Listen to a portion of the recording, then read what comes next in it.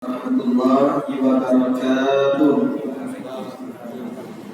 Alhamdulillah alladzi akramana wa iyyakum bi anwaril iman. Wassalatu wassalamu ala sayyidina wa habibina Muhammadin al-Mustafa sayyidil aqwami alladzi unzila alaihi al-Qur'an wa ala alihi wa ashabihi wa tabi'ihi bi ihsan. Subhanaka la ilma lana illa ma 'allamtana innaka antal alimul hakim. Rabbi shrah li sadri wa yassir li amri wahlul 'uqdatam min lisani yafqahu qawli. Rabbi zidna ilma warzuqna fahma, amma ba'du. Bapak-bapak, ibu-ibu, saudara-saudari, hadirin hadirat, para jamaah Langgar Surya yang mudah-mudahan kita kesemua mendapatkan curahan pandangan rahmat, keberkahan serta limpahan maghfirah dari Allah Subhanahu wa taala.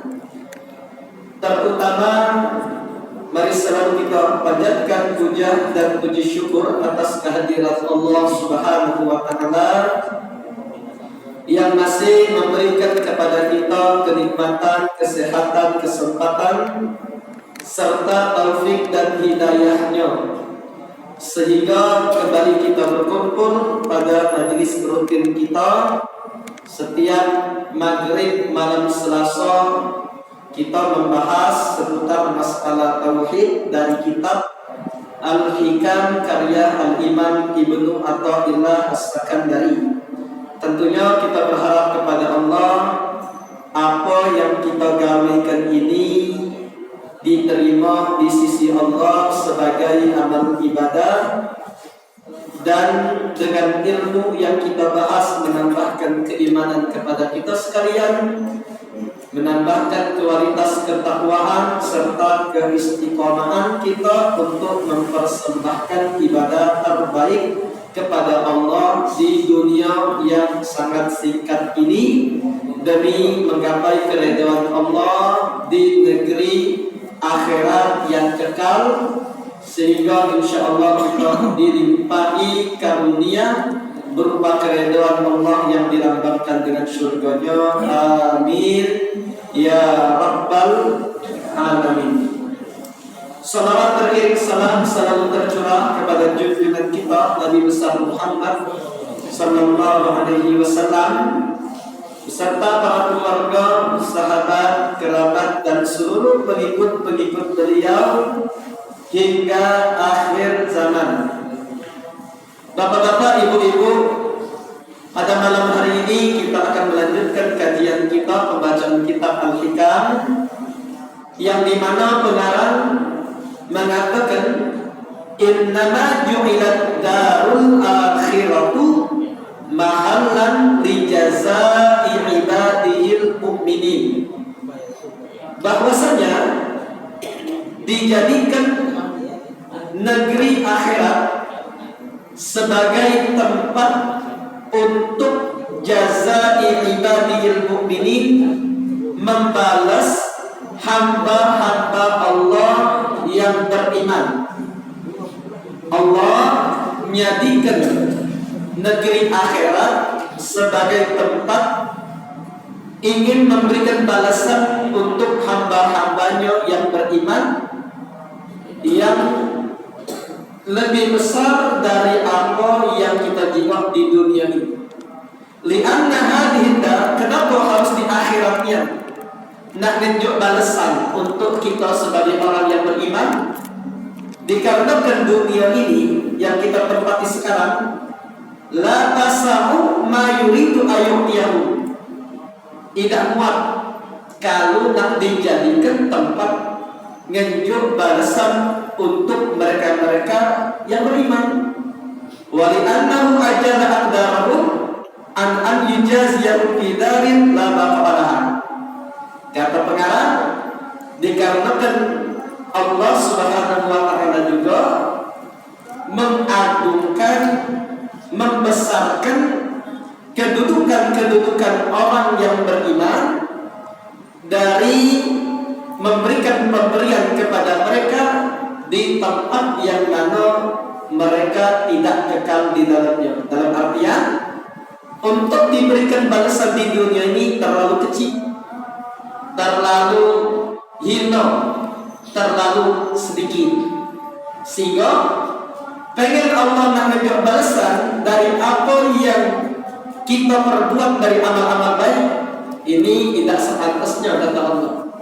Maka dari itu Allah Subhanahu wa Ta'ala simpan ganjaran-ganjaran dari apa yang kita kerjakan dari amal baik itu di negeri akhirat. Itu adalah matam dari kitab Al-Hikam yang dikatakan oleh pengarang Al-Imam Ahmad bin Athaillah As-Sakandari. Jadi Bapak Ibu sekalian, perkataan hikmah dari Al-Imam Ibnu Athaillah ini masih mempunyai keterkaitan dengan perkataan beliau sebelumnya, yang dimana pada pertemuan yang lalu kita sudah membahas tentang masalah istidraj, tentang masalah istidraj. Apa dia istidraj? Penguluran. Jadi berkaitan dengan perkataan malam ini, kata Imam Ibnu Athaillah, takutlah diri kalian ketika di dalam kehidupan dunia ini bertambah kebaikan, bertambah karunia, bertambah harta, jabatan dan lain sebagainya yang berbentuk dunia.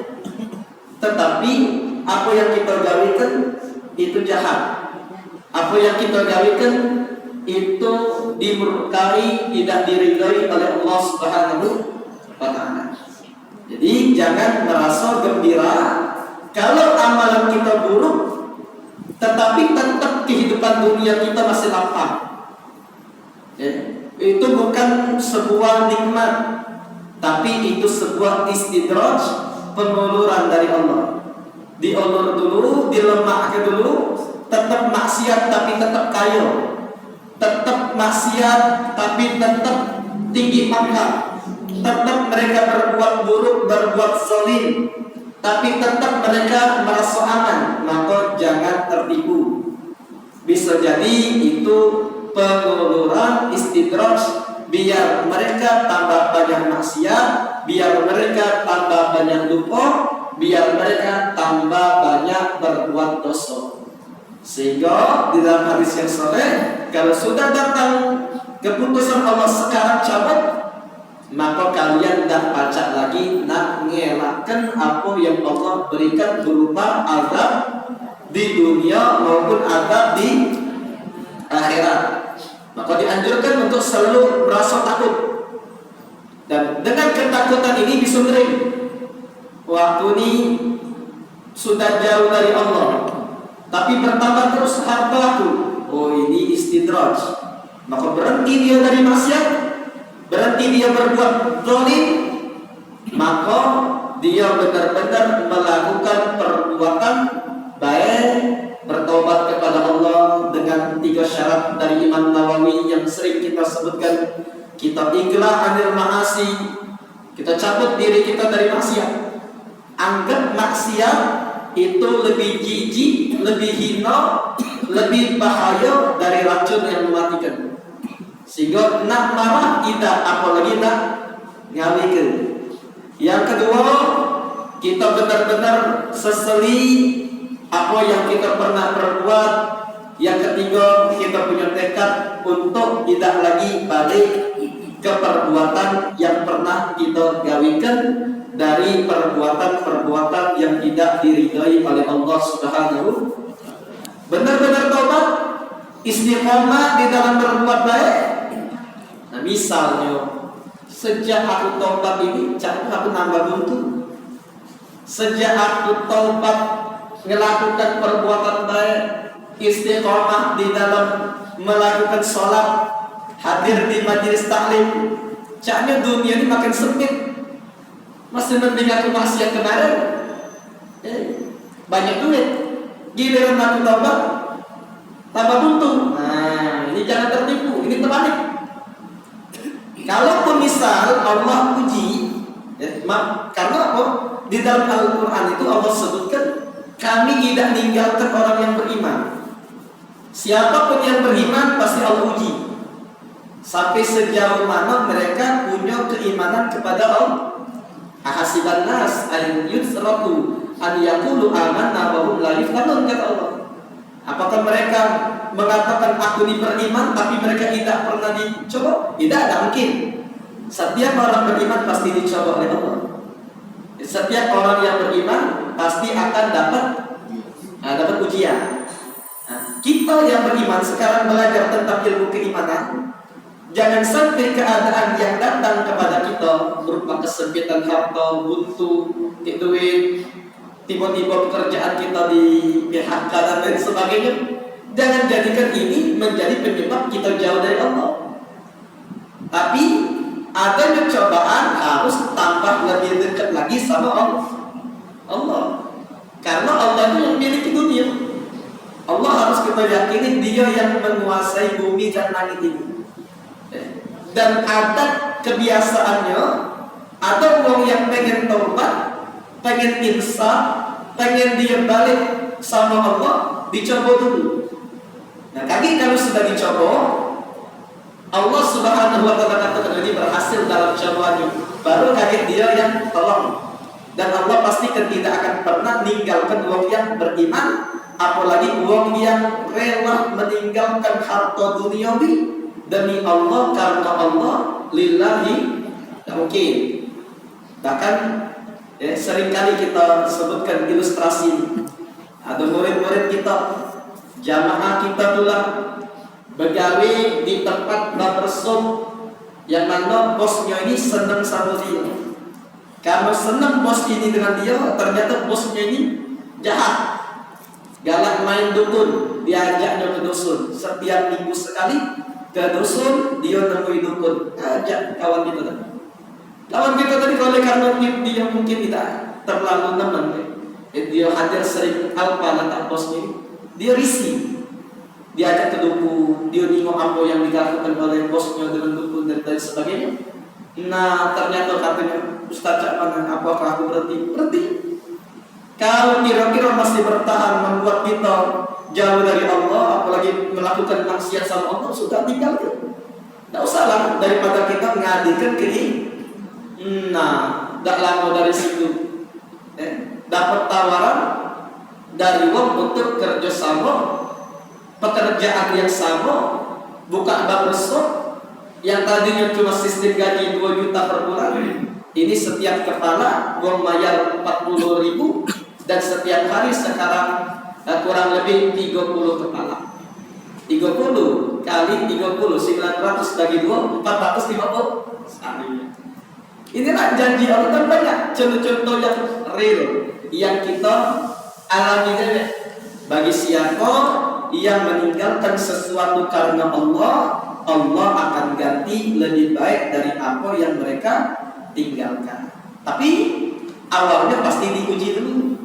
Jangan kita sekali 2 hari 3 hari kata Ustaz tak benar, biar aku tambah buntu, tidak dapat maka dari zaman dulu aku tinggalkan gawian aku.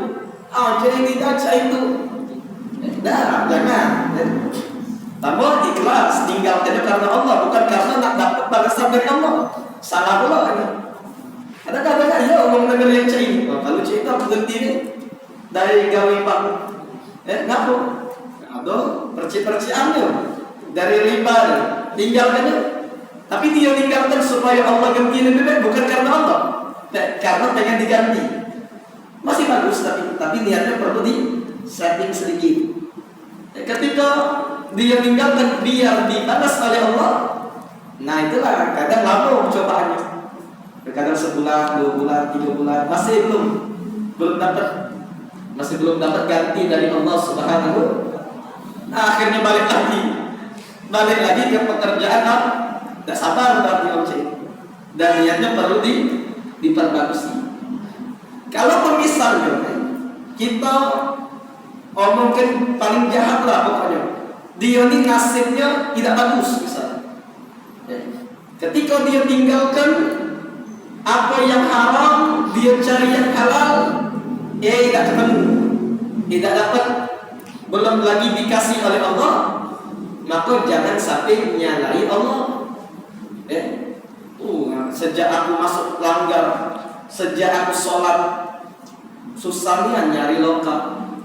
Nah, sholat bukan untuk kita banyak loka. Kita melakukan ibadah bukan untuk dapat harta duniawi atau kemuliaan-kemuliaan yang bersifat dunia. Kenapa?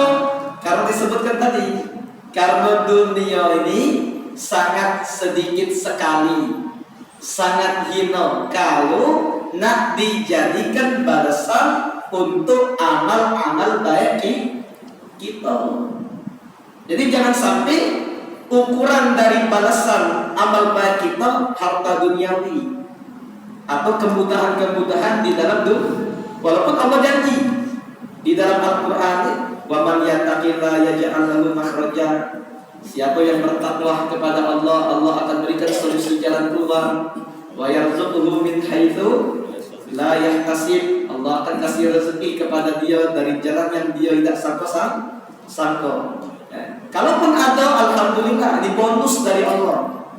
Tapi pastikan apa yang didapatinya dengan dia bertakwa, dia dapat rezeki, dia bertakwa, dia melakukan amal baik, dia sholat misalnya, ada solusi datang kepada dia dari permasalahannya, maka jangan dia berpikir itu yang diinjak oleh Allah dengan dia. Tapi Allah sudah janjikan di dalam Al-Quran, kullu nafsin dha'iqatul maut wa innama tuwaffawna ujurakum yaumal qiyamah. Setiap yang bernyawa pasti akan merasakan mati, dan sesungguhnya akan disempurnakan ganjaran dari amal kalian di hari kiamat. Di dunia, di akhirat disempurnakan. Jadi dalam artian kalau amal baik yang kita gawekan, dengan amal baik itu kita merasa tenang hati, kita merasa rezeki kita berkah, kita merasa solusi banyak terhadap permasalahan kita merasa yang tadi anak tekak bantahan jadi nurut, jadi penyujuk mata, yang tadi rumah tangga kita berantakan, kita balik sama Allah, ngaju sama Allah, Allah jadikan rumah tangga kita rumah tangga yang surgawi. Itu sedikit baru, bukan hakikat dari balasan yang sesungguhnya. Di hari kiamat lebih besar lagi. Di hari kiamat Allah Subhanahu wa taala firmankan di dalam Al-Qur'an, fala ta'lamu nafsum ma ukhfiya lahum min qurrati a'yun. Yang baca surat Sajadah hari Jumat hafal ini. Fala ta'lamu, maka tidak ada yang mengetahui nafsun satu jiwa pun ma ukhfiya lahum, yang Allah sembunyikan untuk mereka min qurrati a'yun, dari apa yang melimpurkan, yang menyejukkan, menyamankan hati. Bahkan di dalam hadits qudsi Allah katakan, a'dadtu li ibadis shalihin, aku sudah siapkan untuk hamba-hamba aku yang soleh. Apa dia? Mala ainun ra'at, apa yang tak pernah didengar oleh mata, wala udhunun sami'at, apa yang tak pernah didengar oleh telinga, wala khatara ala qalbi bashar, dan apa yang tidak pernah terlintas di hati manusia. Jadi tidak sebanding. Kenapa? Karena seperti yang dikatakan oleh Imam Ibnu Athaillah, dunia ini terlalu kecil, terlalu dikit, terlalu hina kalau nak jadi tempat diberikan balasan untuk orang-orang yang beriman. Kalau untuk jadi balasan untuk orang kafir mungkin, karena orang kafir itu gawean dia kecil dikit, bisa jadi. Kalau orang kafir kita jingok, atau orang kafir rajin sedekah dia bisa. Karena rajin sedekah tadi, usaha dia maju. Rajin sedekah tadi, dia tambah kaya. Kenapa Allah Subhanahu wa taala jingok kita di masyarakat kita wong kafir lebih kaya, wong kafir lebih sukses dalam dunia. Karena setiap mereka berbuat baik, Allah itu adil. Allah langsung setuju. Allah langsung balas. Kenapa langsung dibalas? Dengan keadilan Allah, mereka itu di akhirat tak kasih balasan apapun. Di dalam Al-Quran disebutkan, wa ma lahum fil akhirati min nasib. Berarti untuk mereka wong kafir di negeri akhirat berupa bagian yang diberikan kepadanya. Makanya dengan adilnya Allah, sifat adilnya Allah, maka Allah kasih di dunia dan tidak kasih lagi di akhirat. Makanya pernah kan anak cerita, anak menggunakan mobil dengan wong Cina. Wong Cina itu tanya, nak ruahan, Ustaz kira-kira galata kami ngundang ke rumah. Ngundang apa? Maca Yasin. Kata Bibi, wong Islam atau bukan Islam? Aku Kristen katanya. Tapi sudah rutin sekali. Tiap nak ruahan kami ngundang Ustaz ke rumah sama jamaahnya. Maca Yasin, doai kami. Doai kami. Ngapa punya rutinan itu? Bukankah Bibi tidak beriman dengan Al-Quran? Ya memang kami tetap dengan agama wong tua kami. Tapi ya mujarab katanya, setiap kali ngajak ustaz-ustaz wong Islam maca Yasin di tempat kami, usaha aku tambah maju, duit aku tambah banyak, yang menerima mobil di sini tambah rame. Makanya kami tidak lepas setiap tahun harus ngadakan ruahan.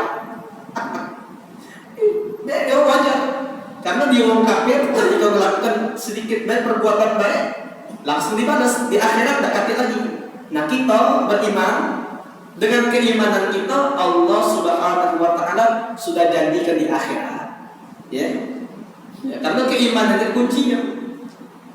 Keimanan itu kunci kita untuk dapat kebaikan akhirat. Maka untuk dibalas di dunia ini itu sedikitnya kata Allah. Nah maka dari itu kita setiap kali di dalam Al-Quran, setiap perintah atau Allah yang melarang itu pasti ada kata ya ayyuhalladzina amanu, wahai orang-orang yang beriman. Karena dengan keimanan itu seolah-olah Allah itu ngomong, dengan keimanan yang ada pada diri kalian, kalian itu pasti percaya apa yang aku perintahkan, apa yang aku larang dari perbuatan-perbuatan maksiat itu bermanfaat ketika ketaatan digawekan, itu bermudarat ketika maksiat dikerjakan.